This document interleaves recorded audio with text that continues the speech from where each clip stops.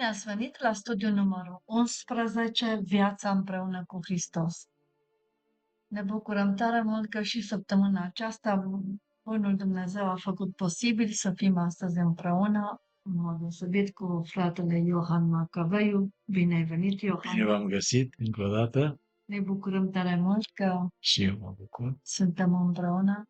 Haideți, vă rog, să chemăm prezența Duhului Sfânt printre noi. Tată din ceruri, îți mulțumim pentru ziua de astăzi, mulțumim pentru posibilitatea să fim astăzi aici, în casa ta, pentru a studia Cuvântul. Iisuse, te rog să binecuvântezi această oră de studiu. Duhul Sfânt, te rog să fii cu noi, să ne lași să auzim ceea ce fratele Iohan are de spus și lui să-i dai multă înțelepciune, răbdare și mai ales te rog să-l păstrezi în continuare sănătos, să putem să ne bucurăm de știința pe care o are și de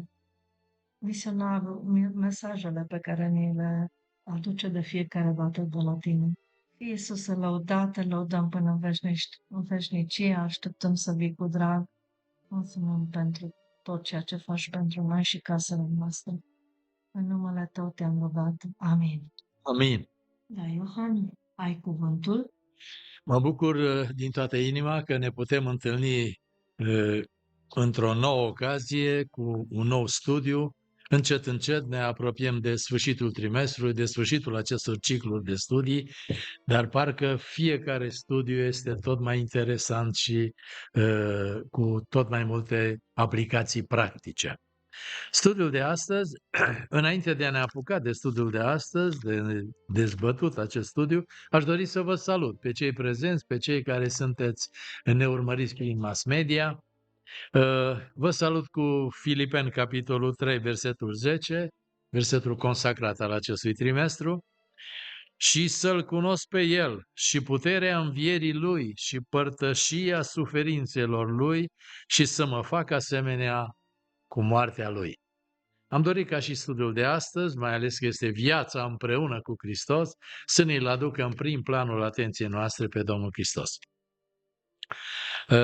Alte două versete care ne vorbesc despre viață le găsim în Evanghelia după Ioan, capitolul 5, versetul 26, Ioan 5 cu 26, căci după cum Tatăl are viața în sine, tot așa a dat și Fiul lui să aibă viața în sine. Și versetul, capitolul 1, Ioan 1, versetul 4, în el era viața și viața era lumina oamenilor. Și 1 Ioan, capitolul 5, versetul 11. 1 Ioan 5 cu 11. Și mărturisirea este aceasta: Dumnezeu ne-a dat viața veșnică și această viață este în Fiul Său. Deci, Domnul Iisus este viața, este izvorul vieții și El este singurul care ne poate da viața veșnică. Haideți să trecem la întrebările din studiul. Pentru săptămâna aceasta am avut de citit din 2 Împărați, capitolul 6, până la capitolul 12. Prima întrebare. Cine a întrebat de 2 ori dacă să măcelărească pe sirieni? Răspunsul îl găsim în capitolul 6, versetul 21, împăratul lui Israel.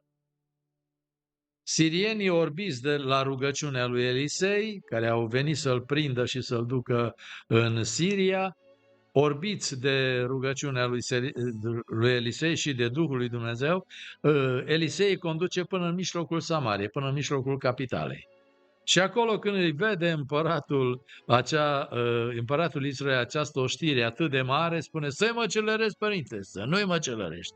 Să nu-i măcelărești, să le dai de mâncare, să le dai de băut și ei nu se vor mai întoarce și nu-ți vor mai declara război. Întrebarea a doua. De ce s-a întors regele Ioram la Israel? Răspunsul îl găsim în capitolul 8, versetul 29, ca să se tămăduiască de rănile pe care le făcuseră sirienii. Deci în război împăratul Ioram a fost rănit și a venit la Israel să se tămăduiască, să se vindece. Întrebarea a treia. Ce a pus preotul Jehoiada, fiului regelui, în afară de coroana regală? Găsim răspunsul în capitolul 11, 2 în Regi, 11 cu 12. I-a pus mărturia, în afară de coroana, când l-a încoronat pe Ioas, și l-a uns ca împărat. Deci i-a pus coroana, i-a pus mărturia în mână și l-a uns cu un de lemn pe Ioas ca împărat. Întrebarea a patra. Ce s-au învoit preoții să nu facă? Răspunsul îl găsim în capitolul 12, 2 Regi 12, versetul 9. S-au hotărât să nu mai ia argint de la popor și să nu mai fie însărcinați cu dregerea stricăciunilor casei Domnului. Și atunci împăratul, care avea pe inimă dregerea casei Domnului, repararea casei Domnului, n-a mai apelat la preoți, ci a apelat la slujitori credincioși, meseriași credincioși și conștiincioși. Este interesant însă poziția preoților. Noi nu ne mai ocupăm cu dregerea casei, să facă cine vrea. Era locul unde își țineau ei slujba, unde erau hirotoniți pentru așa ceva. Erau sfințiți. Și îi spune, să facă alții. Și au făcut alții. Întrebarea a cincea. Din ce motiv mulți ajung incapabili să beneficieze de orele sacre ale sabatului? Răspunsul îl găsim în Cartea Dietă și Hrană, capitolul 7. De ce mulți sunt incapabili să beneficieze de orele sfinte ale sabatului?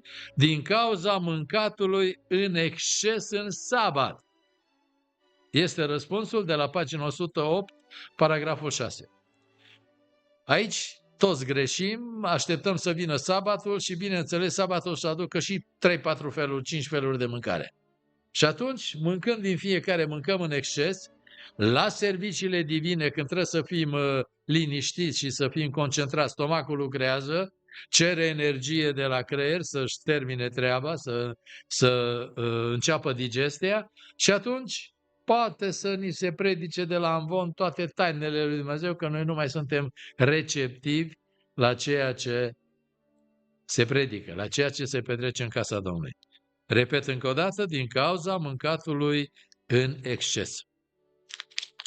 Haideți, scumpii mei, să trecem la întrebări, la textul de memorat al studiului, textul de memorat și comentariile care le-am pregătit ca să-l înțelegem mai bine. Textul de memorat al studiului îl găsim în Coloseni 3 cu 14. Dar mai înainte de toate acestea, îmbrăcați-vă cu dragostea, care este legătura desăvârșirii.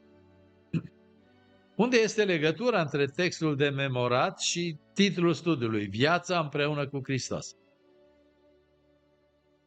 Și textul de memorat vine să ne arate că această viață împreună cu Hristos se poate trăi numai prin dragoste. Numai din dragoste și numai prin dragoste, și legătura noastră cu Domnul Iisus Hristos este desăvârșită.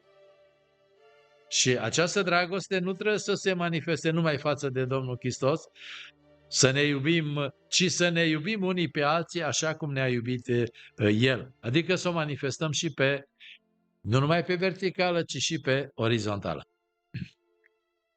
Dar haideți să vedem comentariile care ne ajută să înțelegem despre studiul de astăzi mult mai multe.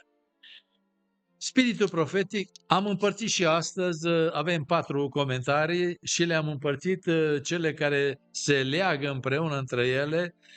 Comentariul numărul 1, A, B, C și D. Și la fiecare comentariu vă spun despre care sunt comentariile care se leagă împreună. Comentariul 1A îl găsim în Spiritul Profetic de marți, pagina 91, paragraful 4 și 5 și pagina 92, paragrafele 1 și 2. Când a ieșit din mâinile Creatorului, Adam purta în natura sa fizică, mentală și spirituală asemănarea cu Făcătorul său. Prin păcat, asemănarea cu Divinul a fost mânjită și aproape că s-a șters. Puterile fizice ale omului au slăbit, capacitatea sa mentală a scăzut, percepția spirituală s-a încetoșat. Omul a devenit supus morții. Cu toate acestea, neamul omenesc nu a fost lăsat pradă deznădejdii. Prin iubirea și mila infinită a lui Dumnezeu fusese făcut planul de mântuire, așa că omului i-a fost acordată o viață întreagă în care să fie pus la probă. Prin lucrarea de răscumpărare se urmăreau 4 lucruri: refacerea chipului Creatorului în om, readucerea lui în starea de perfecțiune în care a fost creat. 3. S-a prevăzut dezvoltarea trupului și a minții și a sufletului, astfel încât să poată fi împlinit. Și apoi, paragraful sau răscumpărarea, punctul numărul 4, să fie împlinit scopul divin scopul divin a avut în vedere la crearea lui. Și paragraful 2 din pagina 92, deși chipul moral al lui Dumnezeu a fost aproape șters prin păcatul lui Adam, prin meritele și puterea lui Isus, el poate fi renoit. Omul poate rămâne cu chipul moral al lui Dumnezeu în caracterul său, căci Isus îl va da. Cine este garanția că trăsăturile caracterului lui Dumnezeu vor fi ale noastre și să dea Dumnezeu ca cât mai repede, este Domnul Iisus Hristos. Paragraful 1b. Găsim răspunsul în materialul pentru instructori, pagina 137, paragrafele 1 și 2, în privirea generală a studiului. Coloseni, capitolul 3, versetul 1 la 17, în Coloseni 3 cu 1 la 17, Pavel vorbește despre caracteristicii unei vieți creștine autentice. El pune accentul pe unirea credincioșilor cu Hristos. O astfel de unire înseamnă că cel credincios este părtaș la. Deci dacă ne unim cu Domnul Iisus Hristos și alegem să ne unim cu El, atunci vom fi uniți cu El în 4 lucruri. Vom fi părtași la viața, moartea, învierea și glorificarea Domnului Iisus Hristos. La toate aceste 4 situații vom fi părtași. Pavel dezvoltă această idee afirmând că Hristos este viața noastră. Coloseni 3 cu 4. Hristos este viața noastră. Am murit împreună cu El. Viața noastră este ascunsă cu Hristos în Dumnezeu. Am fost înviați împreună cu El. Așadar, trebuie să umblăm după lucrurile de sus, unde Hristos șade la dreapta lui Dumnezeu, ceea ce implică faptul că domnim împreună cu El. Vom și domni. Tema unirii cu Hristos este abordată și în alte locuri din Noul Testament. De fapt, această învățătură vine chiar de la Domnul Iisus Hristos. Ioan 15 cu 5. Pavel, referindu-se la legătura profundă dintre credincioși și Hristos, folosește expresia în Hristos, în mai multe locuri, în Roman și în 2 Corinteni, pe lângă multe alte pasaje. Pavel sugerează de asemenea că viața unui adevărat credincios este, într-un anumit sens, o reluare a misiunii Domnului Iisus. Așadar, ca urmași ai Lui, trebuie să umblăm așa cum a umblat El. euul nostru vechi a fost răstignit împreună cu Hristos. Am murit împreună cu El, am fost îngropați împreună cu El. Sigur că aceste lucruri și am înviat împreună cu El fac referire la botez. Textele din Romani, capitolul 6. Am înviat împreună cu El și am fost așezați împreună cu El în locurile cerești. Comentariul 1, punctul C. Materialul pentru instructor, pagina 141, paragraful 3. Într-un mod tainic, fiecare credincios în Hristos este unit cu Hristos, astfel încât moartea Lui este a noastră, îngroparea Lui este a noastră, noua Lui viață este a noastră, poziția Lui în cer este a noastră și revenirea Lui glorioasă este a noastră. Observați, vă rog, cele 5 lucruri care sunt ale noastre în urma unirii cu Domnul Iisus Hristos. Când devenim un singur Duh cu Hristos, păcatele noastre sunt transferate asupra Lui, iar valorile Lui sunt transferate asupra noastră. Nimic nu ne poate oferi un sentiment mai profund de apartenență decât unirea noastră cu Hristos. Cel mai mare grad de rudenie, unirea cu Împăratul Universului, cu Mântuitorul nostru. El este fratele nostru mai mare și nouă ni s-a acordat harul să ne numim frați împreună cu El și să fim uniți împreună cu El. Și acum comentariile numărul 2, 2a.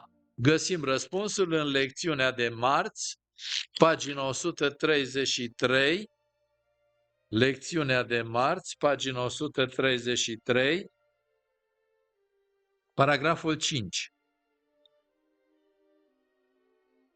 Verbele pe care le folosește Pavel pentru această transformare de la vechi la nou trimit la îmbrăcăminte, așa ca și cum cineva și-ar scoate vechile haine murdare și s-ar îmbrăca cu haine noi albe. O distincție similară între vechi și nou se găsește și în ceea ce privește Vechiul și Noul Testament, care sunt caracterizate de slova exterioară a legii și respectiv de legea scrisă de Duhul Sfânt în inimă. Aceste metafore descriu procesul de convertire și efectele lui, de la o viață veche, de la un om vechi, mort în greșelile și în păcatele lui, suntem aduși la o făptură nouă prin Domnul Iisus Hristos. Dacă este cineva în Hristos, este o făptură nouă, ne spune 2 Corinteni 5:17. Suntem înnoiți spre cunoștință după chipul celui ce l-a făcut, adică după chipul lui Dumnezeu. Apoi, cunoașterea Domnului Iisus Hristos prin intermediul cuvântului Său ne transformă în același chip al Lui, din slavă în slavă, prin Duhul Domnului. Acest lucru ne plasează deasupra tuturor granițelor etnice, geografice și sociale. Dacă suntem cetățeni, deoarece suntem cetățeni a unei împărății superioare. Observați, scumpii mei, posibilitatea de a deveni o ființă nouă este acordată tuturor oamenilor de pe întreg pământul, fără diferență etnică, geografică sau socială, statut social. Este o mare cinste. Și de aceea în Biserica lui Iisus Hristos suntem așa de diferiți, cu toate studiile posibile, cu toate limbile vorbite și cu toate pozițiile sociale. Ne găsim în această biserică una. Comentariul 2b îl găsim la în materialul pentru instructor, pagina 139, paragraful 4 și pagina 141, paragraful 3. Potrivit lui Pavel, adevăratul credincios este cel care se dezbracă de anumite lucruri pentru a se îmbrăca cu altele. Cum ar fi? să se îmbrace cu o inimă plină de îndurare, cu bunătate, cu smerenie, cu blândețe, cu îndelungă răbdare. În timp ce viața omului vechi este caracterizată de, și observați paralela aceasta extraordinară între viața nouă și trăsăturile vieții noi, și acum urmează descrierea trăsăturilor vieții vechi. Este caracterizată de minciună. Viața omului nou este caracterizată de îngăduință și de iertare. Dar mai presus de toate acestea, îmbrăcați de aceste virtuți, îmbrăcați-vă cu dragostea, care este legătura desăvârșirii. Pavel sugerează că toate celelalte virtuți pot fi puse în practică doar dacă dragostea caracterizează relațiile din biserică, familie și societate. Observați, o viață nouă are de a face cu toate locurile și cu toate relațiile în care suntem angrenați. Cu alte cuvinte, Pavel spune că atunci când iubim, dăm dovadă de o inimă plină de îndurare, bunătate, smerenie, blândețe și ne vom îngădui unii pe alții și ne vom ierta unii pe alții. Noua viață în Hristos este caracterizată și de, atenție, prezența păcii lui Dumnezeu. Această pace în cadrul comunității bisericii este posibilă numai pentru că Dumnezeu a împlăcat toate lucrurile cu sine prin Hristos, prin care a făcut pace prin sângele crucii Lui. Cu alte cuvinte, pacea în relațiile umane este rezultatul păcii cu Dumnezeu. Dacă vreți să aveți pace cu oamenii, dragii mei, prima dată împăcați-vă cu Dumnezeu. Și atunci ne vom putea împăca și vom fi îngăduitori și plini de dragoste și față de semenii noștri. Mergem mai departe la comentariul 3a. Lecțiunea de duminică, pagina 131, paragraful 3, ultima parte, și paragraful 1. 3, ultima parte. Cum poate o persoană să moară și să învie când după toate aparențele este aceeași persoană și nu a trecut printr-o experiență de viață și de moarte? E o întrebare. Sunt multe lucruri care nu au sens pentru gândirea firească, neinfluențată de Duhul Sfânt. Dar pentru cei care sunt călăuziți de Duhul, pentru că au primit inima nouă promisă de Dumnezeu, moartea față de păcat și învierea împreună cu Hristos sunt realități autentice. Fac o precizare aici, scumpii mei, lucrurile duhovnicești trebuie înțelese duhovnicește. Cu gândirea noastră firească, lumească, pământească, nu putem înțelege. Dar, slavă Domnului, că Domnul ne-a dat și capacități duhovnicești, capacități spirituale, să putem înțelege lucrurile lui Dumnezeu. Și acum, paragraful 1. Efortul uman nu poate reuși niciodată acest lucru, adică nu poate să ne apropie de cer într-un sens spiritual, oricât ne-am străduit. În schimb, numai printr-un miracol al Harului, prin care am murit împreună cu Hristos și am înviat împreună cu El, simbolizat prin botez, este posibil să ne apropiem de cer. Este posibil. Printr-un miracol al Harului, printr-o minune a Harului, prin lucrarea Harului în viața noastră și a Duhului Sfânt, noi ajungem să ne botezăm, să încheiem legături cu Dumnezeu, legământ cu Dumnezeu și atunci ajungem să ne apropiem de cer. 3b îl găsim în lecțiunea din sabat, pagina 130, paragrafele 2 și 3.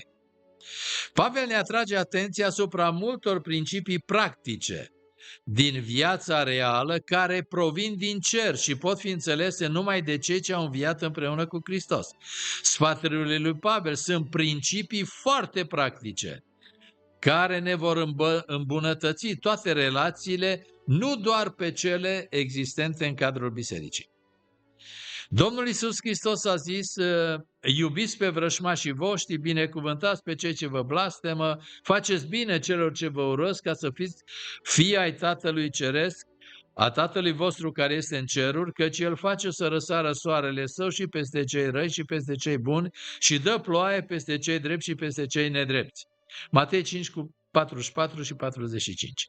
Și acum atenție! Pare imposibil. Deci ceea ce cere Domnul, ceea ce spune Domnul în Matei 5 cu 45 și 44 și 45, pare imposibil. Omenește este. Trebuie să murim înainte de a putea trăi cu adevărat pentru Dumnezeu. De aceea trebuie să fim cu mintea la ceruri dacă vrem să fim de vreun folos Tatălui nostru Ceresc pe pământ. Aș dori să repet ultima frază, mi s-a părut colosală. Trebuie să fim cu mintea la ceruri, să ne gândim la lucrurile de sus, dacă vrem să fim de folos Tatălui nostru din ceruri pe pământ. Altfel, nu vom fi de niciun folos. E adevărat că este o zicală în popor foarte frecventată, foarte promulgată în zilele noastre. Nu trebuie să fiți prea preocupați de lucrurile cerești, fiindcă nu veți mai fi de folos, de niciun folos pe pământ. Așa zic oamenii. Ce să mă tot ocup de lucrurile cerești? Eu trebuie să fiu de folos pe pământ. Dacă trăiesc cu mintea în ceruri și cu capul în cer, nu mai sunt de folos pe pământ. Și acum vă rog să urmăriți reversul care l-am citit acum. Dacă suntem prea ancorați în lucrurile pământești, atenție, nu vom fi de niciun folos lui Dumnezeu. Și acum avem de ales. Cu ce ne preocupăm? Dacă, repet încă o dată, dacă suntem prea absorbiți și ancorați în lucrurile pământești, nu vom fi de niciun folos cerului și Domnului, bineînțeles. De aceea, mintea noastră trebuie să fie în ceruri ca să putem fi de folos Domnului. Și acum comentariul 3C îl găsim în lecțiunea de duminică, paragraful 4. Am citit din lecțiunea de duminică paragraful 3, ultima parte, și ultima parte a paragrafului 2. Paragrafului 2. Rectific, aici este vorba de paragraful 2. Când am citat, paragraful 1 este lecțiunea, este întrebarea. Și paragraful 2, deci era vorba de paragraful 2, nu paragraful 1. Paragraful 4, finalul paginii. Pavel explică aceste porunci deoarece există o nevoie constantă ca această viață spirituală să fie reînnoită. Putem într-adevăr cădea și ne putem pierde și nu suntem niciodată feriți de ispite în această viață. Prin urmare, trebuie să alegem în fiecare zi să umblăm după lucrurile de sus. Viața noastră veșnică este în siguranță, ascunsă cu Hristos în Dumnezeu, dar expresia exterioară a acestei vieți nu va fi deloc ascunsă. Deci noi trebuie să trăim viața cea nouă care să fie vizibilă. Viața noastră spirituală, sursa binecuvântărilor noastre este sigură, este ascunsă cu Domnul Hristos în Dumnezeu. Și ceea ce primim trebuie să se vadă. Aceasta nu este tainic, mistic, numai eu să știu și nimeni să nu vadă lucrul acesta. Și trecem, scumpii mei, și la comentariul 4, lecțiunea de joi, pagina 135, paragraful 4.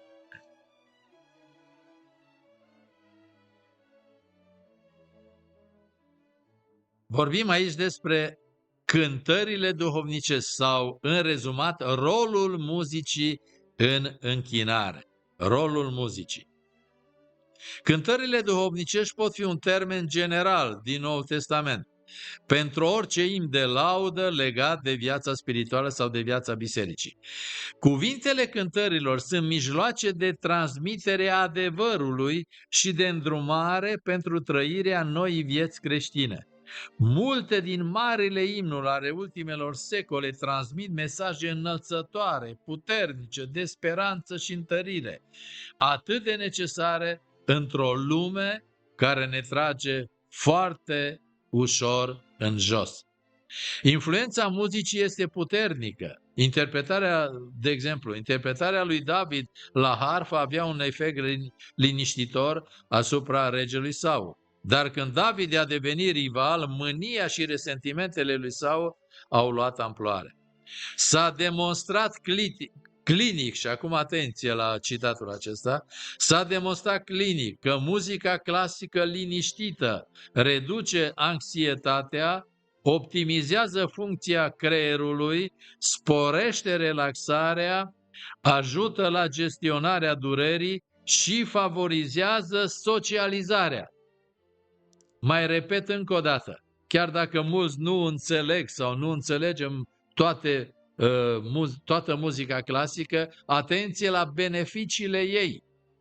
A fost o perioadă, recunosc, și în viața mea în care până copiii au terminat conservatorul și am înțeles și eu atunci mult mai multe despre muzica clasică și am participat la multe concerte pe care le-au susținut și ei de muzică clasică și acum pot să spun că aceste beneficii sunt reale. Le mai repet încă o dată. Muzica clasică liniștită reduce anxietatea, optimizează funcția cerebrală, sporește relaxarea, ajută la gestionarea durerii și favorizează socializarea. Acestea au fost citatele prin care am trecut prin studiu și părțile mai importante care ne descriu destul de amănunțit viața împreună cu Hristos. Dar ne vom mai ocupa de calitățile vieții cele noi. Haideți să trecem în continuare, scumpii mei, la scopul studiului. De ce avem studiul acesta, studiul 11?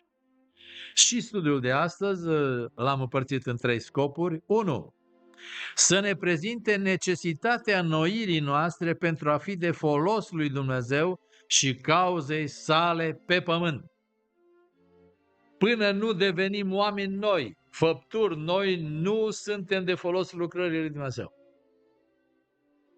Dacă îngăduim Duhului Sfânt și Domnului Hristos să ne îmbrace, să ne umple de Duhul Său, să ne dea viață nouă, să ne înnoiască, atunci vom putea fi de folos la toate lucrările lui Dumnezeu și vom putea susține cauza Lui pe pământ. 2. Scopul 2. Să ne descopere cele 8 calități ale vieții cele noi și care este cea mai mare influență pe care o putem avea asupra oamenilor. Ne vom ocupa de calitățile acestea pentru că ne interesează și cum putem să avem influență și aici vom învăța cea mai mare influență, dar ne vom ocupa cu ele. Și apoi 3, scopul 3, să ne învețe despre superioritatea religiei lui Hristos și despre adevărata credință. Și cu acestea ne vom ocupa. Haideți să trecem la ideile principale ale studiului și, sigur, ideea numărul 1 și cea mai principală, am formulat-o așa: cum arată împăratul slavei și dătătorul vieții veșnice. V-am pregătit multe referințe biblice aici, referințe din studiu și comentarii, care ni-l descriu pe împăratul slavei. Și acum găsim referințele în lecțiunea din sabat, pagina 130, paragrafele 2 și 3. Principiile practice din viața reală care provin din cer pot fi înțelese numai de cei ce au înviat împreună cu Hristos. Citim în Coloseni 3:1. Trebuie să murim înainte de a putea trăi cu adevărat pentru Dumnezeu. Trebuie să fim cu mintea la ceruri dacă vrem să fim de vreun folos Tatălui nostru ceresc pe pământ. Am prezentat în comentarii acestea. Lecțiunea de luni, pagina 131, paragraful 3, prima parte și paragraful 4, ultima parte. Accentul capitolului 3 din Coloseni este pus pe lucrurile de sus, unde Hristos șade la dreapta lui Dumnezeu și unde sperăm să ajungem și noi în slavă alături de El. Viața veșnică, viața noastră veșnică este ascunsă cu Hristos în Dumnezeu. Lecțiunea de marți, pagina 132, paragraful 3, ultima parte. Putem omorî lucrurile firii pământești pentru că am fost în viață împreună cu Hristos și El poate scoate cu puterea Lui aceste lucruri din mintea și din viața noastră. Cine refuză această lucrare, refuză pe Creator. Mai repet încă o dată. Lucrurile firii pământești. Și avem în Galateni, capitolul 5, urmăriți, vă rog, aceste lucruri. Dacă nu mă înșel eu, sunt 19 lucruri ale firii pământești și ele pot fi scoase. Ele pot fi scoase de Domnul Iisus Hristos. Dacă ne opunem acestei lucrări de înnoirea noastră, Domnul trebuie să omoare firea noastră pământească și apoi să ne lăsăm călăuziți de Duhul Sfânt, să ne poată face părtași unei firi noi dumnezeiești. Cine refuză această lucrare, refuză pe Creator. Spiritul profetic de marți, pagina 133, paragraful 5, ultima parte. Cunoașterea lui Hristos, prin intermediul cuvântului Său, ne transformă în același chip al Lui din slavă în slavă prin Duhul Domnului. Așa citim în 2 Corinteni 3:8. Lecțiunea de miercuri, pagina 134, paragraful 5. Când manifestăm dragoste, milă, bunătate și iertare, acest lucru îl glorifică pe Dumnezeu și poate încuraja și pe alții să creadă în El. Cel mai puternic argument în favoarea Evangheliei este un creștin iubitor și ușor de iubit. Aș dori să întăresc aceste lucruri, să le mai citesc o dată. Când manifestăm dragoste, milă, bunătate și iertare, acest lucru glorifică pe Dumnezeu și îi poate încuraja și pe alții să creadă în El. Ce văd oamenii la noi? Dacă manifestăm aceste fapte, aceste calități, atunci ei vor dori să-L cunoască pe Dumnezeul care ne-a dat aceste înalte și minunate trăsături de caracter. Lecțiunea de joi, pagina 135, paragraful 1. Pacea lui Hristos nu este o pace impusă din exterior, ci una care trebuie să stăpânească din interior. Acest lucru se produce doar dacă Domnul Hristos deține controlul. Atenție, scumpii mei, pacea lui Hristos este pace lăuntrică și El ne dă pacea să nu ni se tulbure inima. Pacea lumii este o pace care ne tulbură. Pacea lui Hristos nu ne tulbură, ne liniștește, ne face să fim stăpâni pe situații, să nu ne pierdem stăpânirea de sine și așa mai departe. Și acum câteva referințe din cum arată împăratul slavei din Spiritul Profetic, comentariile Spiritul Profetic. Spiritul Profetic de duminică, pagina 89, paragraful 4 și 5. Nu vă plângeți de poverile care trebuie să le purtați. Satana râde că puterea lui vă poate controla și că l-ați pierdut din vedere pe Domnul Iisus, Mântuitorul vostru. Trebuie să-L înălțăm pe acela care ne-a chemat din întuneric la lumina sa minunată.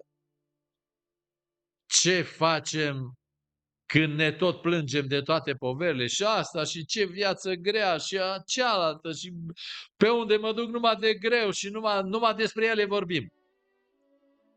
Satana râde de noi când ne plângem pentru că micșorăm puterea Domnului, adică nu ne mai orientăm. A reușit să-L ia din fața ochilor noștri pe Domnul Iisus Hristos și atunci toate poverile ni le aduce asupra noastră și spune, uite, păi tu ca copil al lui Dumnezeu trebuie să suporți asta și asta. Trebuie să-L înălțăm pe acela care ne-a chemat din întuneric la lumina sa minunată. Spiritul profetic de luni, pagina 90, paragraful 5. Slavă Domnului că avem un mare preot, plin de compasiune și blândețe, care are milă de slăbiciunile noastre. Drumul către cer este drept și îngust, dar vom merge pe el cu bucurie, știind că împăratul slavei a mers pe el înaintea noastră. Calea spre cer este o cale îngustă și puțin merg spre ea. Este un drum îngust, dar este un drum drept, nu cotit. Căile lumii sunt întortocheate, sunt cotite și duc la moarte. Multe căi se par omului bune, dar la urmă văd că duc la moarte. De ce putem merge pe calea îngustă cu bucurie pe drumul acesta drept? Pentru că împăratul slavei a mers pe el înaintea noastră. Pagina 109, pagina 91, paragraful 1 și 3. O declarație foarte surprinzătoare a profetei Domnului, a servei Domnului. Îmi doresc foarte mult să iau parte cu Hristos la suferințele sale, pentru că în acest fel știu că voi avea parte cu El și la slava sa. Iisus este modelul nostru. Sentimentele mele, preocupările și speranțele mele, toate se leagă de ceruri. Doresc mult să-L văd pe împărat în frumusețea sa, pe acela pe care sufletul meu îl iubește. Ce declarații sincere și ce declarații înălțătoare. Doresc să-L văd pe împăratul slavei. Doresc să-L văd pe acela pe care îl iubește sufletul meu.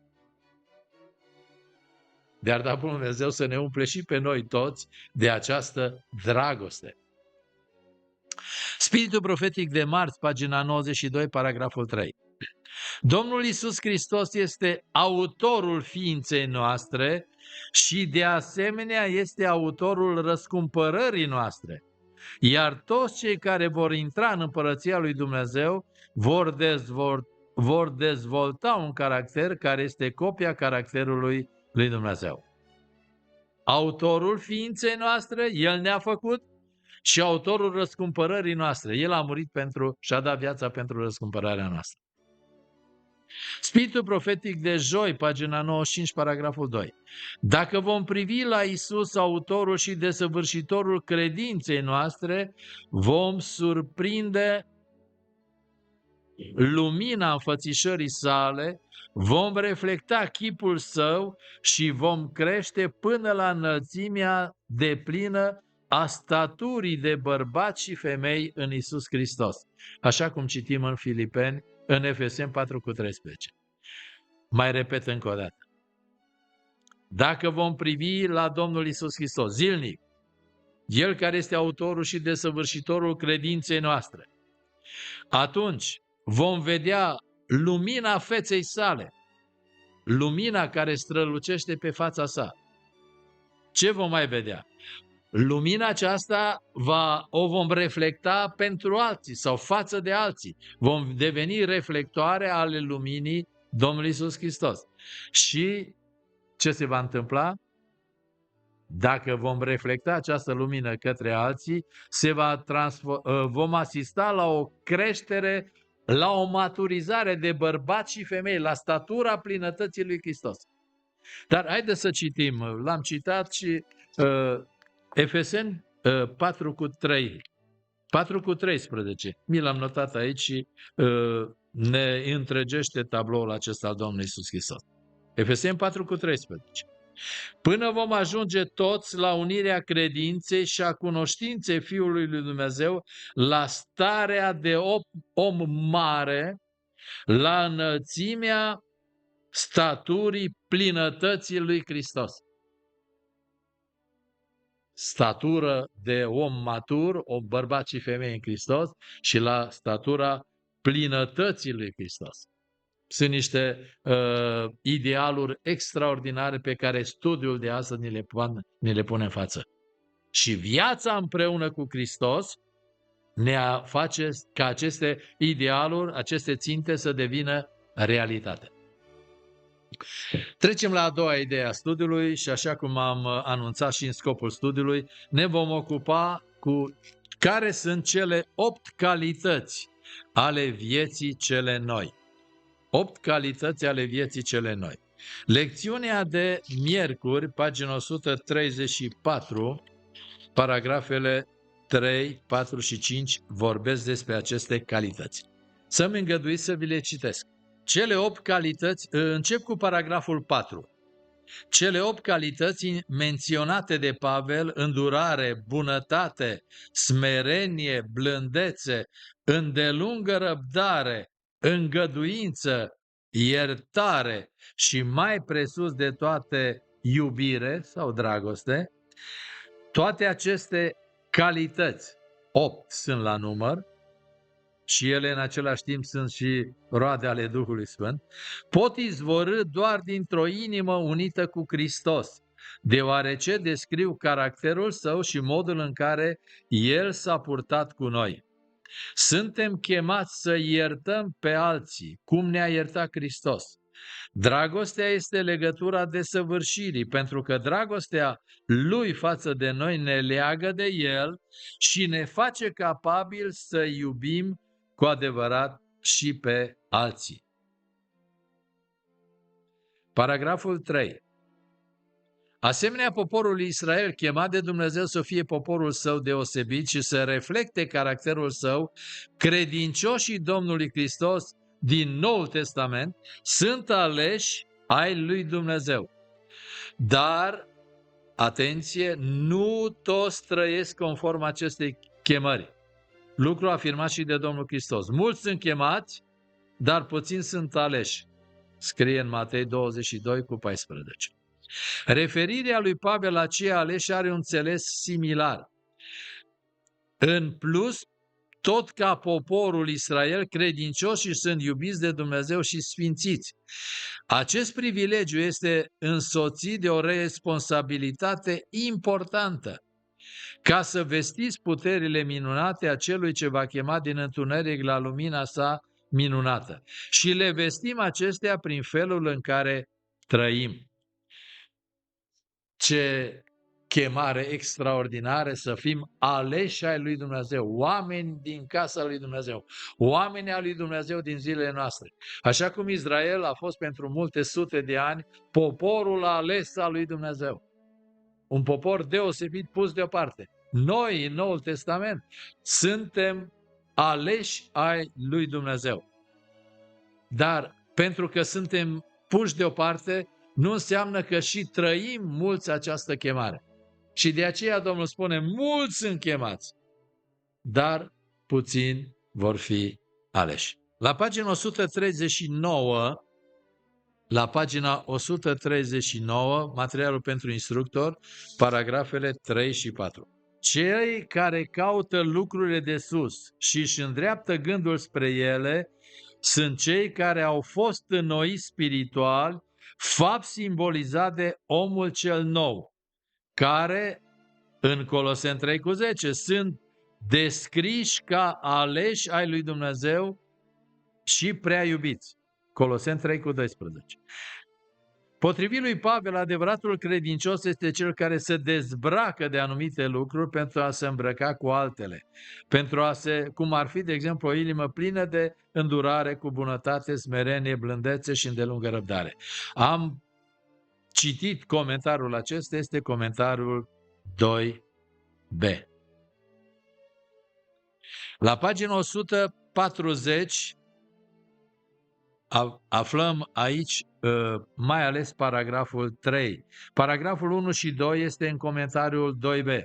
L-am citit acestea, cum este caracterizată viața cea nouă și de prezența păcii, da? Și de virtuțile acestea care trebuie să le avem, cele 8 virtuți. Acum atenție la paragraful 3. În cele din urmă, viața nouă în Hristos include o aderare neclintită la cuvântul lui Dumnezeu, care trebuie să locuiască din belșug în voi în toată înțelepciunea. Învățați-vă și sfătuiți-vă unii pe alții. Când face aceste afirmații, Pavel vrea să spună că învățăturile Domnului Isus trebuie să pătrundă întreaga noastră viață. Pe El trebuie să-L propovăduim noi și sfătuim pe orice om și învățăm pe orice om în toată înțelepciunea ca să înfățișăm pe orice om desăvârșit în Hristos. Se pot remarca la cele arătate până aici 3 lucruri importante. În primul rând, Hristos și învățăturile sale sunt inseparabile, în sensul că nu este posibil să-L acceptăm pe Hristos fără a accepta și învățăturile Lui. Atenție!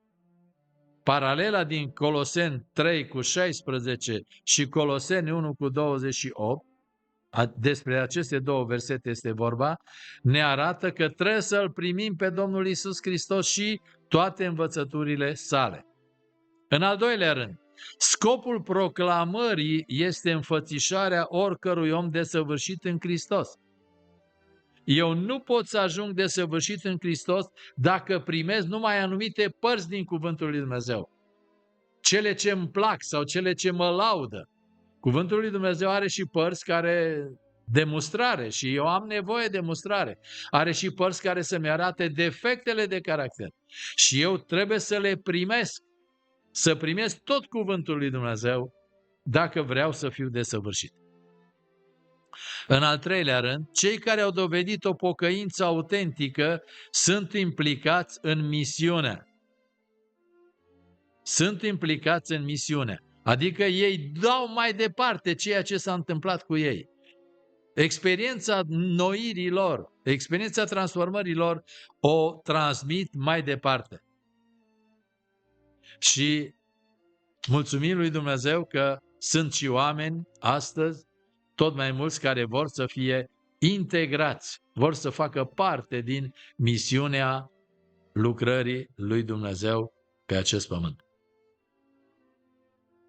În spiritul profetic de marți mai aflăm câteva lucruri, de marți și duminică, dar prima dată spiritul profetic de marți, pagina 92, paragraful 7. Dragostea lui Hristos în inimă, dezvăluind prin felul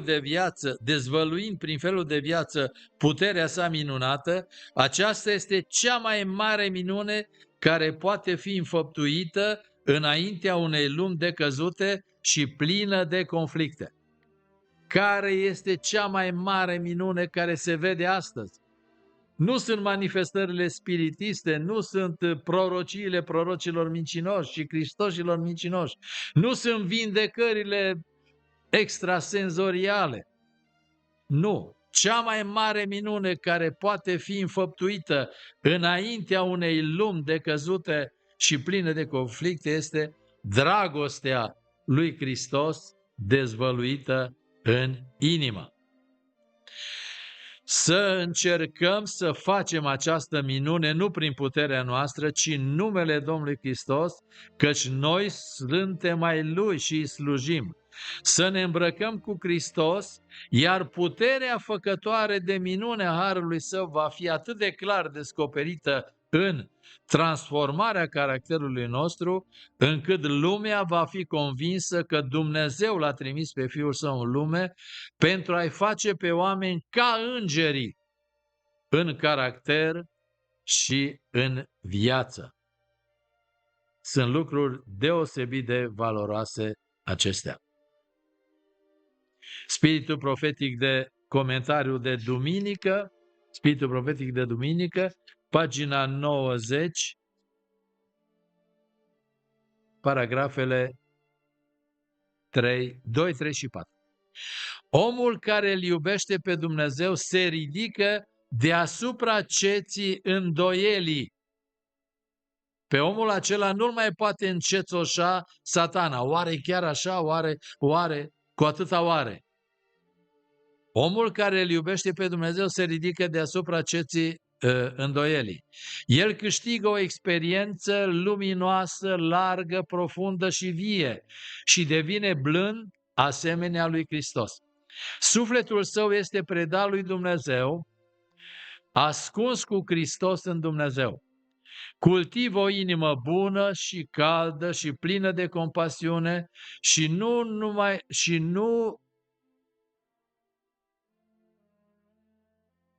nu va numi niciodată aceste atribute, o inimă bună, caldă și plină de compasiune, ca fiind slăbiciune, atribute ale slăbiciunii.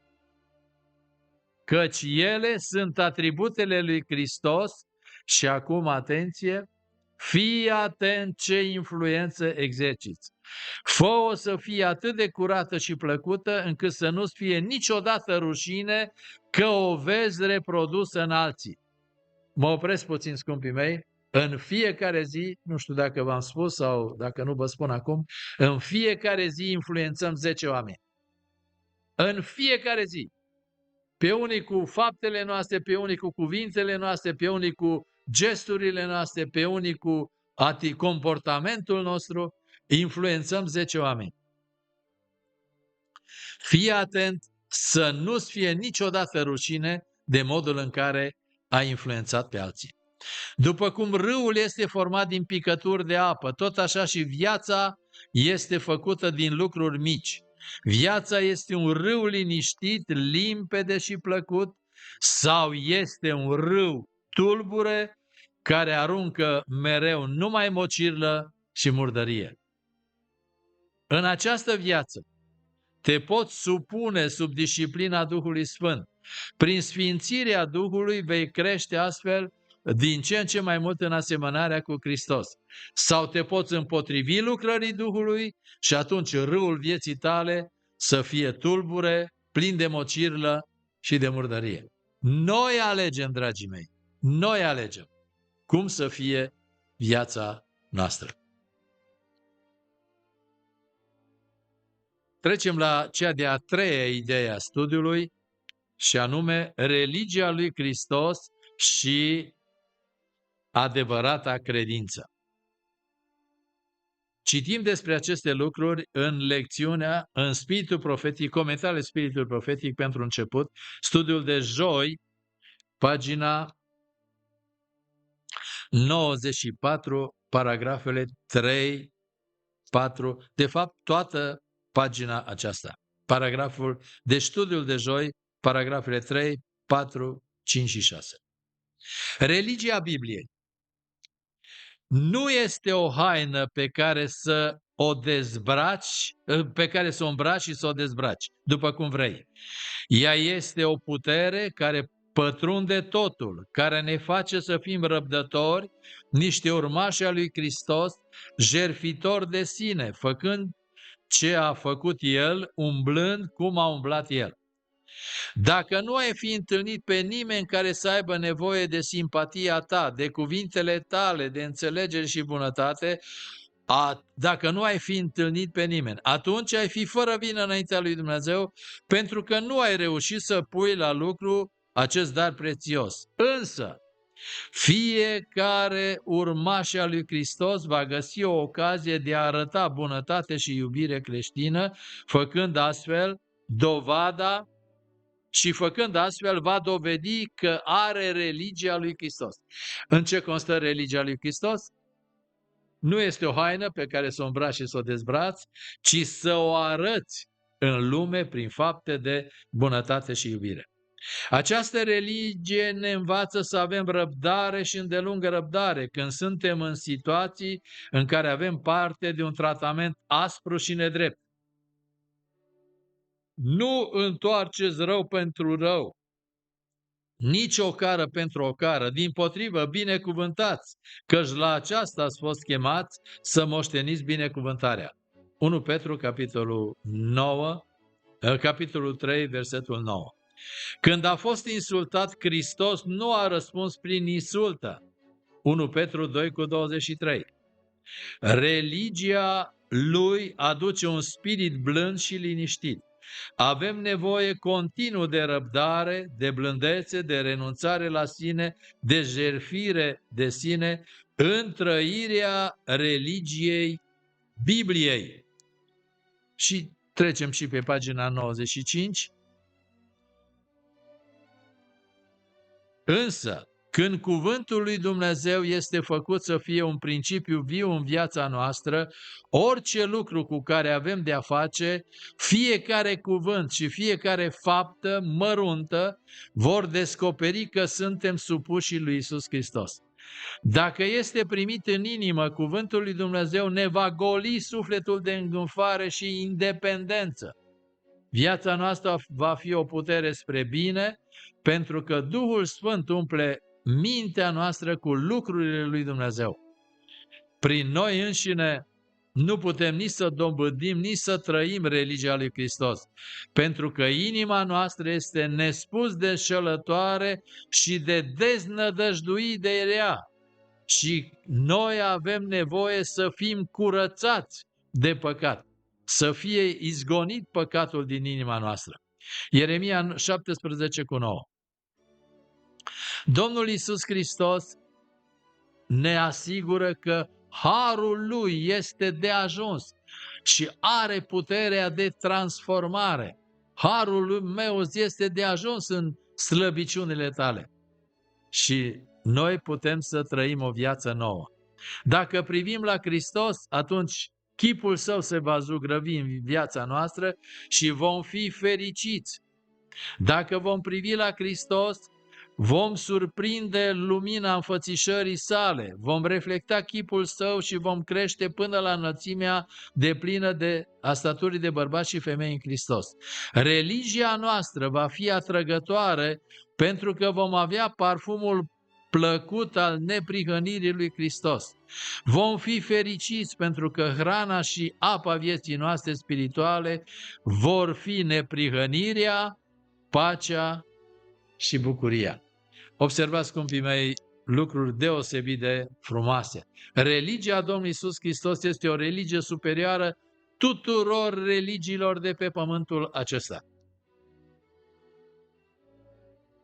Lecțiunea de sabat, pagina 88.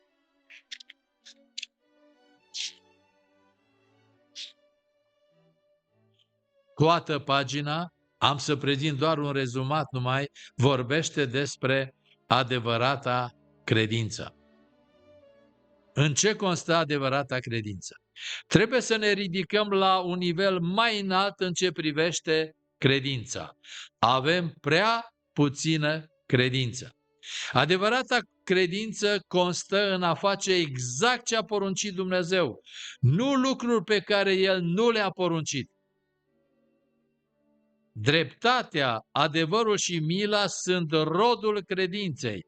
Noi trebuie să umblăm în lumina legii lui Dumnezeu și atunci faptele bune vor fi rodul credinței noastre. Nu trebuie să ne facem în niciun fel un idol din ego-ul nostru.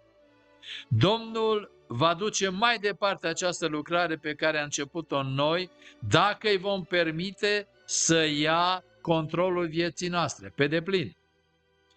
Lucrarea neprihănirii nu poate fi dusă mai departe decât dacă avem o credință deplină. Observați, eu încerc să punctez aceste lucruri. Dacă am fi avut mai multe credință în Dumnezeu și ne-am fi încrezut mai puțin în propriile noastre fapte și în înțelepciunea noastră, atunci am fi avut mai multă pace, mai multă neprihănire și mai multă liniște. Printr-o unire cu Domnul, printr-o credință vie, avem privilegiul de a ne bucura de beneficiile și de eficiența mijlocirii sale. Nu trebuie să ne ținem soarta în mâna noastră, trebuie să ne lăsăm cu totul în mâna lui Dumnezeu. Lipsa noastră de credință este motivul pentru care nu am văzut mai mult din puterea lui Dumnezeu. Noi ne încredem mult mai mult în ce putem face noi decât în lucrarea lui Dumnezeu pentru noi. Dumnezeu intenționează să facă tot ce poate fi făcut pentru a ne permite să stăm inimă lângă inimă, minte lângă minte, umăr lângă umăr. Lipsa de iubire și de încredere unii în alții ne slăbește credința în Dumnezeu. Sunt lucruri deosebite. Am citat doar, am făcut un rezumat, dar vă rog să luați cei care aveți lecțiunea, comentariile Spiritului Profetic, toată lecțiunea din sabat după amiază. Spiritul profetic de miercuri, pagina 94, paragraful 3. Cei care îl iubesc pe Iisus își vor aduce întreaga viață în armonie cu voința sa. Prin harul lui Dumnezeu ei sunt făcuți în stare să păstreze neîntinată curăția principiilor. Îngerii sfinți sunt chiar lângă ei și Hristos este descoperit în aderarea lor statornică la adevăr. Ei sunt slujitorii lui Hristos, dând ca niște martori credincioși o mărturie hotărâtă în favoarea adevărului. Ei arată că există o putere spirituală care îi poate face pe oameni în stare să nu se abată niciun pas de la adevăr și la dreptate, nici chiar pentru toate darurile pe care le-ar revărsa oamenii asupra lor. Unii ca aceștia, oriunde s-ar afla, vor fi onorați de cer, pentru că și-au conformat viața voinței lui Dumnezeu, fără să se teamă de sacrificiile pe 1. Cei care cred cu adevărat în Hristos stau împreună cu El în locurile cerești. Unde ne duce religia lui Iisus Hristos? Acolo unde este El în ceruri. Să primim însemnul creștinismului. Acesta nu este un semn exterior, nu înseamnă purtarea unei cruci sau unei coroane, ci este ceva care dezvăluie unirea omului cu Dumnezeu. Să ne dezbrăcăm de omul cel vechi cu faptele lui și să ne îmbrăcăm cu omul cel nou care se înnoiește spre cunoștință după chipul celui ce l-a făcut. Coloseni 3 cu 9 și 10. Frumusețea sfințeniei este descoperită pe măsură ce creștinii se apropie unii de alții, uniți printr-o iubire ca a lui Hristos. Am ținut să prezint aceste lucruri care ne arată superioritatea religiei Domnului Hristos și adevărata credință. Vom trece la următorul punct al studiului, atacurile celui rău. Unde găsim atacurile celui rău în studiu? Doar în comentariile din Spiritul Profetic. Comentariul din Sabat, pagina 88, paragraful 5. Nu trebuie, tocmai am citit aceasta și m-am oprit undeva și citesc mai departe. Nu trebuie să ne ținem soarta în mâna noastră, trebuie să ne lăsăm cu totul în mâna lui Dumnezeu. Lipsa noastră de credință este un atac al celui rău. Dragii mei, Domnul dă credință la fiecare om, dar vine Satana și ne arată inutilitatea credinței, ne amăgește. Ce câștigi dacă crezi? Mai bine să nu crezi. Apoi, lipsa de iubire și de încredere unii în alții este un atac al celui rău. Trebuie să ne rugăm așa cum nu ne-am rugat niciodată mai înainte pentru botezul cu Duhul Sfânt. Căci, dacă a existat vreodată un timp în care să avem nevoie de acest botez, acum este timpul acesta. Dar vom continua citatul acesta pentru că este actualizarea studiului. Spiritul profetic de duminică, pagina 89, paragrafele 2, 3, 4 și 5. Chiar și creștinii cu experiență îndelungată sunt adesea asaltați de teribile îndoieli și șovăieli. Nimeni nu trebuie să considere că din cauza acestor ispite, cazul vostru este fără speranță. Puneți-vă nădejdea în Dumnezeu, încredeți-vă în El și odihniți-vă în promisiunile Lui. Când diavolul vine cu îndoielile sale și cu necredință, închideți ușa inimii voastre. Închideți ochii ca să nu vă mai opriți asupra umbrei sale diabolice. Ridicați spre cer, acolo unde pot privi la lucrurile veșnice și veți avea putere în fiecare pas. în fiecare ceas. Încercarea credinței voastre este cu mult mai de preț decât aurul. Vă dă curaj să luptați în bătăliile Domnului. Satana intră în legătură cu toți aceia ce se vor conecta în vreun fel cu el. Dacă îi poate ademeni pe cei care au avut o experiență în credință, ei vor fi cei mai eficienți agenți ai săi pentru a ajunge la oameni și a le învălui sufletele în necredință. Nu vă puteți permite să lăsați îndoielile să vină în mintea voastră. Nu-i faceți pe plac diavolului atât de mult încât să vorbiți despre poverile voastre. Și atunci Satana râde. Trebuie să-L înălțăm pe acela care ne-a chemat prin întuneric la lumina sa minunată. Printr-o credință vie noi ne putem odihni în lumina prezenței sale. Nu trebuie să vorbim despre îndoielile și încercările noastre. Nu trebuie, pentru că atunci îl glorificăm și îi dăm ocazia lui Satana să câștige victoria. Spiritul profetic de miercuri, pagina 93, paragraful 5. Noi trebuie să avem Spiritul lui Hristos, altfel nu suntem ai Lui. În unitate există tărie, în dezbinare este slăbiciune. Cu cât este mai strânsă unirea noastră cu Hristos, cu atât va fi mai strânsă și unirea noastră unii cu alții. Și acum atenție! Diferențele și nemulțumirea, egoismul și îngânfarea se luptă pentru supremația. Acestea sunt roadele unei inimi împărțite, deschise influenței vrășmașului sufletului. Satana triumfă atunci când poate semăna semințele discordiei. Observați atacuri foarte, foarte puternice ale celui rău. Și acum trecem la penultimul punct al studiului, actualizarea studiului. Actualizarea studiului am surprins-o și din lecțiune și din spiritul profetic. Prima referință, lecțiunea de duminică, pagina 131, paragraful 3. Există multe lucruri în viața creștină care sunt greu de explicat. Sunt multe lucruri care nu au sens pentru gândirea firească, neinfluențată de Duhul Sfânt. Dar pentru cei care sunt călăuziți de Duhul, pentru cei care au primit o inimă nouă, moartea față de păcat și învierea împreună cu Hristos sunt realități veșnice. Și acum o întrebare. Încotro sunt îndreptate gândurile de obicei? La lucrurile de sus sau la cele de pe pământ? Și dacă te-ai uitat la ele numai la cele de pe pământ, cum poți schimba direcția?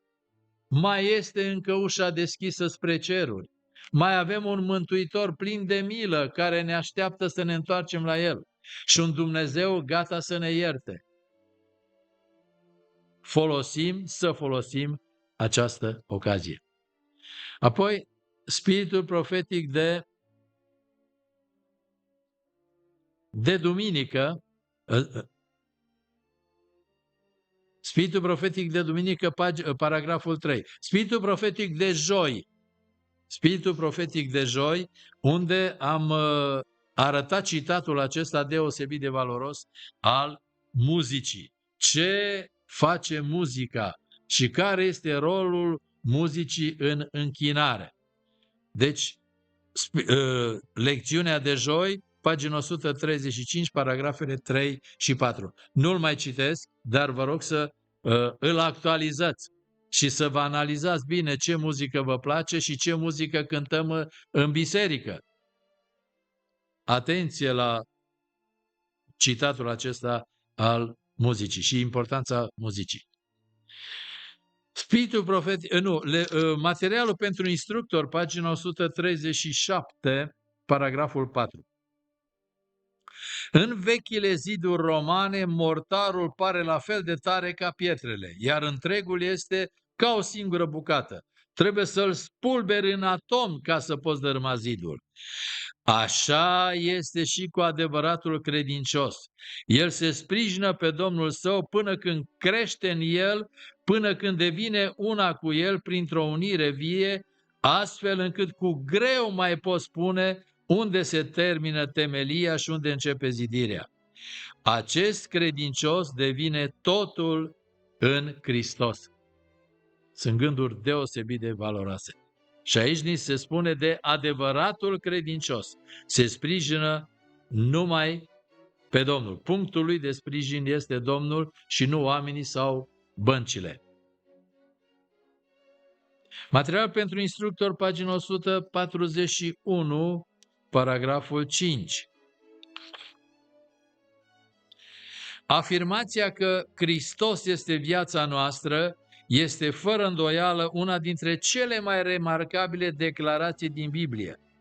Dacă Hristos este viața noastră, fără El nu putem face nimic, iar prin El putem totul. Dacă Hristos este viața noastră, atunci harul Său ne este de ajuns. Dar vom reveni la tot paragraful acesta în apelul de final. Spiritul profetic și acum câteva referințe din spiritul profetic. Spiritul profetic din Sabat, pagina 89,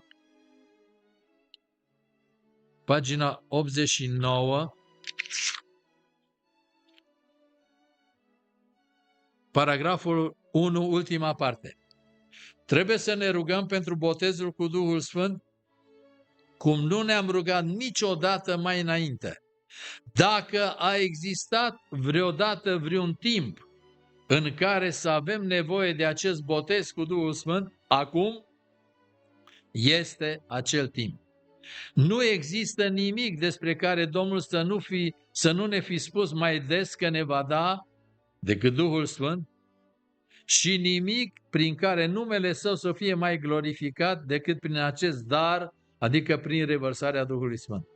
Când ne împărtășim de acest Duh, oamenii vor experimenta nașterea din nou. Sufletele care erau cândva pierdute vor fi găsite și aduse înapoi.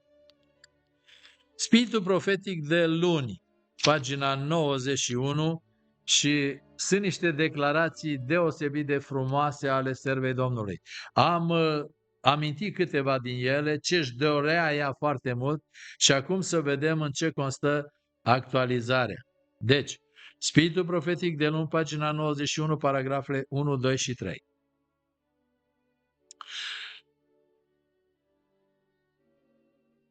Îmi doresc cu ardoare experiența suferinței. Chiar dacă aș putea, nu aș merge la cer fără să sufer, pentru că acolo mă voi întâlni cu Domnul Iisus, care a suferit atât de mult pentru noi, ca să ne ofere o moștenire atât de mare.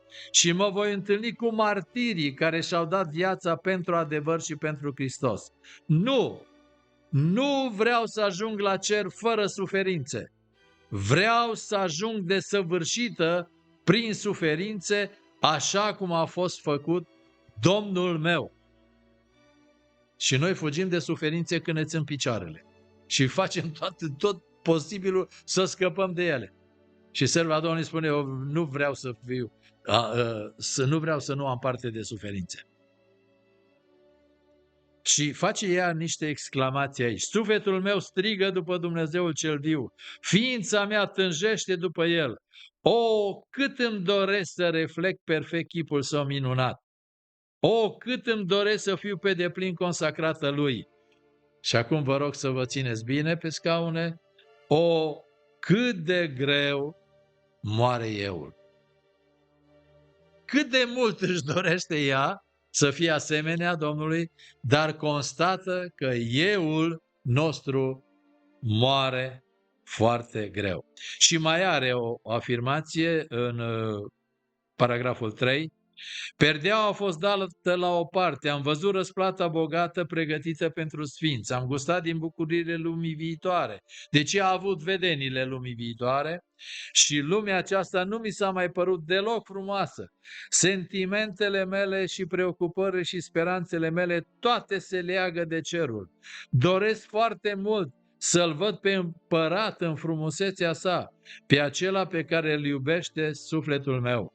Cer, dulce cer, mi-e dor să ajung acolo și gândul că este atât de aproape mă face să aștept cu nerăbdare venirea lui Hristos. Slavă Domnului pentru fericita speranța nemuririi și a vieții veșnice prin Iisus Hristos. Spiritul profetic de marți, pagina 92, paragraful 4. Prin adevărurile directe și hotărâte pentru aceste zile din urmă, prin adevăruri directe și hotărâte, atenție, Domnul separă de lume un popor și îl curățește pentru a fi ai săi. Mândria și modelele nesănătoase, plăcerea de etalare, dorința de a fi aprobat de oameni, toate trebuie să fie părăsite odată cu lumea dacă vrem să fim înnoiți spre în cunoștință după chipul celui care ne-a creat. Observați, Dumnezeu are un popor al lui și o biserică a lui și în zilele noastre de astăzi. Dar această biserică și acest popor trebuie să fie curat. Și spiritul lumesc și plăcerile lumii trebuie să fie înlăturată din biserică. Mândria, modelele nesănătoase, plăcerea de etalare, dorința de a fi aprobat și aplaudat de oameni, mândria, nu? Toate trebuie părăsite. Și spiritul profetic de miercuri, și cu acesta încheiem actualizarea, spiritul profetic de miercuri, pagina 93, paragraful 3. L-am încercuit într-un mod deosebit. Și la paragraful al 3-lea din spiritul profetic, aici mi-am notat în subsol lucrarea Duhului Sfânt. Care este această lucrare a Duhului Sfânt? Prin părtășia cu Duhul lui Dumnezeu, omul devine părtaș al naturii divine.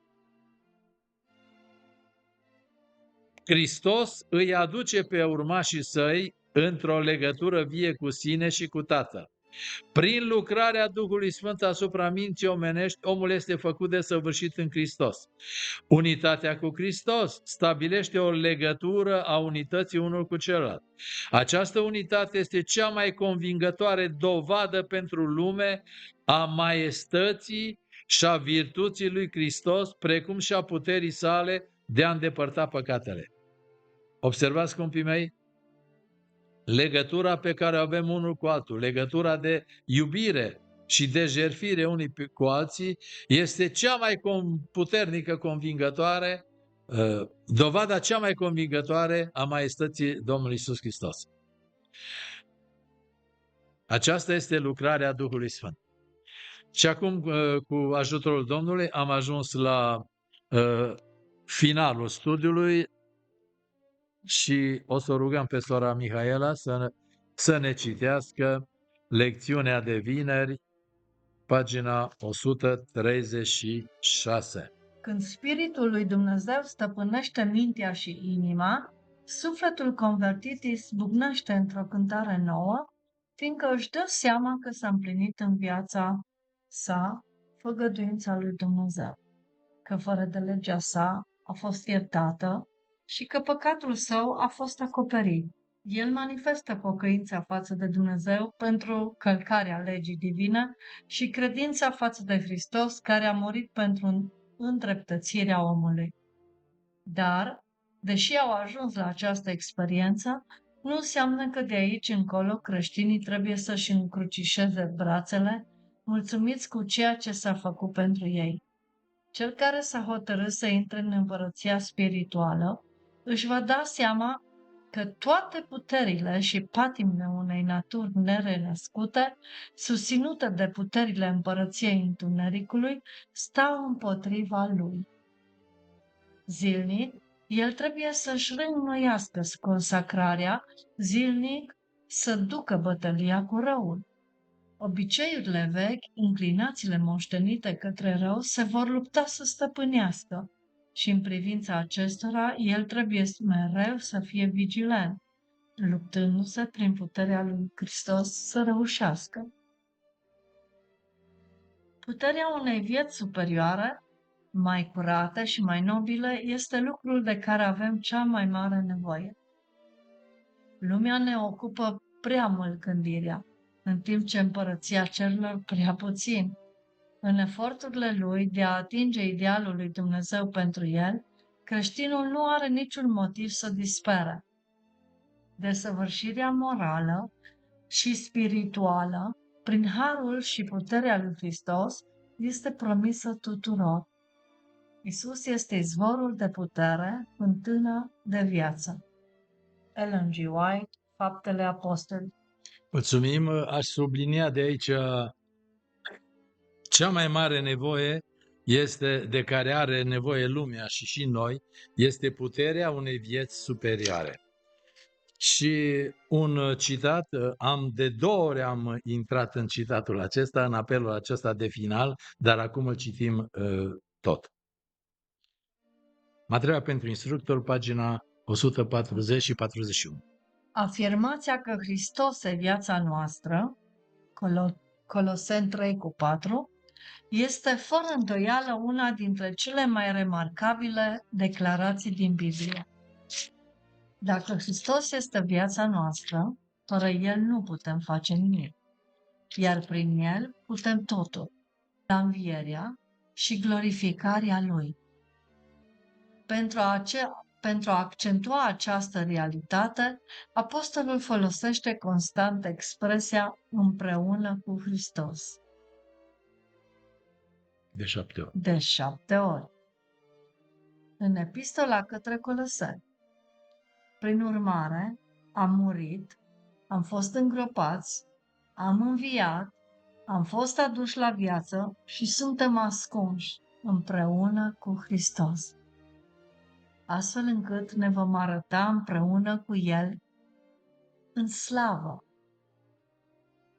Într-un mod tainic, fiecare credincios în Hristos este unit cu Hristos, astfel încât moartea Lui este a noastră, îngroparea Lui este a noastră, noua Lui viață este a noastră, poziția Lui în cer este a noastră și revenirea Lui glorioasă este a noastră. Când devenim un singur Duh cu Hristos, păcatele noastre sunt transferate asupra Lui, iar valorile Lui sunt transferate asupra noastră. Nimic nu ne poate oferi un sentiment mai profund de apartenență decât unirea noastră cu Hristos. Mulțumim frumos! Sunt lucruri deosebit de valoroase.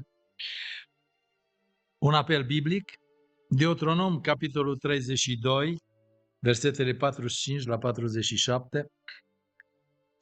După ce a isprăvit Moise de rostit toate cuvintele acestea înaintea întregului Israel, le-a zis: puneți-vă la inimă toate cuvintele pe care vă jur astăzi să le împliniți, vă jur astăzi să le porunciți copiilor voștri, ca să le păzească și să le împlinească toate cuvintele legii acestea. Căci nu este un lucru fără însemnătate pentru voi. Este viața voastră și prin aceasta vă veți lungi zilele în țara pe care o veți lua în stăpânire după ce veți trece Iordanul. E vorba de credincioșia. Puneți-vă la inimă poruncile Domnului, căci de aceasta depinde viața voastră și lungimea zilelor voastre. Deuteronom, capitolul 30, versetele 19 și 20. Iau-ați cerul și pământul martor împotriva voastră, că ți-am pus înainte viața și moartea, binecuvântarea și blestemul. Alege viața, ca să trăiești tu și sămânța ta, iubind pe Domnul Dumnezeul tău, ascultând de glasul Lui și lipindu-te de El. Căci de aceasta atârnă viața ta și lungimea zilelor tale Și numai așa vei putea înlocui în țara pe care a jurat Domnul că o va da părinților tăi, lui Avram, Isaac și Iacov. Și Coloseni 3:4 l-am avut în studiu de mai multe ori, îl mai repetăm o dată. Dar când se va arăta Hristos, viața noastră, atunci vă veți arăta și voi împreună cu El în slavă. De ce? Pentru că se împlinește rugăciunea Domnului Iisus Hristos. Tată, vreau ca acolo unde sunt eu să fie și aceea pe care mi-ai dat tu și să vadă slava mea pe care o aveam înainte de a fi întemeiată lumea. Și vine ziua când vom putea privi această slavă. Amin. Haideți să ne rugăm, scumpii mei. Stăm cu mulțumire înaintea ta și cu recunoștință, Tatăl nostru care ești în ceruri. În numele minunat și scump al Domnului Iisus Hristos îți mulțumim pentru că ne-ai chemat la o viață atât de minunată împreună cu Domnul Iisus Hristos. Îți mulțumim că L-ai trimis pe Domnul Hristos să trăiască, să ne arate această viață. Îți mulțumim, Doamne, pentru credința pe care ne-ai dat-o și pe care ne-o mai ții încă în noi. Îți mulțumim că împiedici atacurile vrășmașului care le seamănă ceață, îndoială și vrea să ne umple de faptele firii pământești. Doamne, îți mulțumim pentru lucrarea Duhului Sfânt prin care Tu vrei să ne curățești un caracter asemenea Ție și te rugăm această lucrare bună începută în noi să o duci la bun sfârșit. Te rugăm, Doamne, să ne ajuți ca influența noastră asupra celor din jurul nostru, care este cea mai mare putere, să fie o influență de viață spre viață, o influență și o mireasmă de viață spre viață. Pentru aceasta te rugăm, Părinte, să ne curățești pe deplin, să duci lucrarea la bun sfârșit și să ne faci parte, Doamne, să ne putem pregăti pentru revenirea Domnului Iisus care este atât de aproape. Uitându-ne la evenimentele care se petrec în lume, suntem încă o dată convinși că Apocalipsa se împlinește, profețiile se împlinesc și Domnul Iisus este gata să se arate pe norii cerului. Ai milă, Doamne, de noi și de familiile noastre, de bisericile noastre și ai milă de sufletele care mai doresc să se împace cu Tine. Lucrează și adu în casa Ta până nu e prea târziu. Îți mulțumim că ne asculți, îți mulțumim că ne vei face parte de viața veșnică, pentru că Tu ești un Dumnezeu credincios care îți împlinești cu credincioșie făgăduințele. Lăudat să fii, Tată bun, în viața noastră și slăvit în veci de veci. Amin. Amin. Mulțumim, Iohan. Cu multă plăcere. Da, Dumnezeu este atât de iubitor și atât de mare încât câteodată stau și mă gândesc, chiar merităm, Cine suntem noi de... chiar merităm. Cine suntem noi, așa este. Aș vrea să închei doar cu mulțumiri. Mulțumim că ne-ați ascultat, mulțumim că sunteți împreună cu noi. Domnul să ne binecuvinteze pe fiecare dintre noi, pe noi și casa noastră. Amin. Să rămânem sănătoși până săptămâna viitoare și aș încheia încă o dată cu citatul acesta care l-am citit adineauri și anume să nu uităm niciodată că am murit, am fost îngropați, am înviat, am fost aduși la viață și suntem ascunși împreună cu Hristos, astfel încât ne vom arăta împreună cu El în slavă. La revedere! La revedere!